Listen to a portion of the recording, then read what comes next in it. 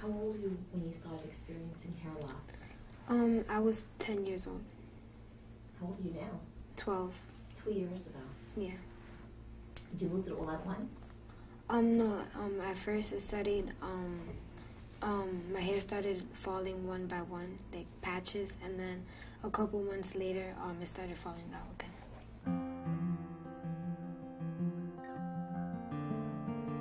She always had a lot of hair.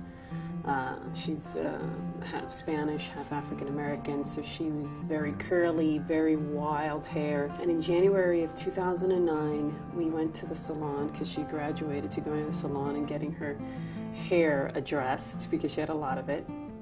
They found a coin-size patch, and they said it was some sort of a fungus. How do you catch a fungus on your head? It was the beginning of trying to understand what it was. From about January to March, she started losing it from the back all the way up to the top.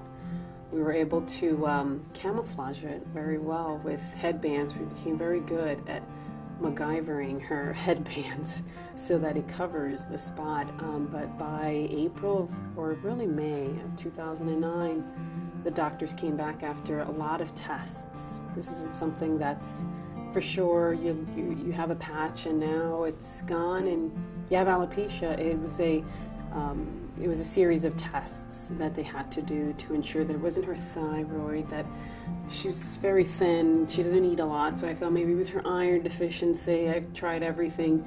I think every family member of that I'm surrounded by recommended some level of a vitamin or something for her, but it wasn't any of that. There were no answers. So as a mom, when you got the actual diagnosis, what was your reaction? Do you remember? Yes. She started crying.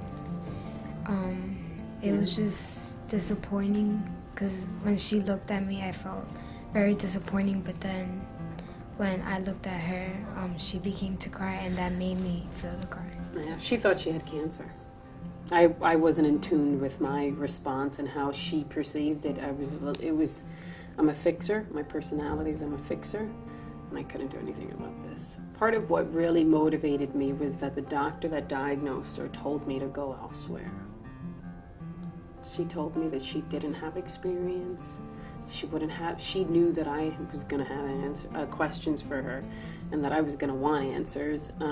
She referred me to another doctor. I felt more empowered to get some answers.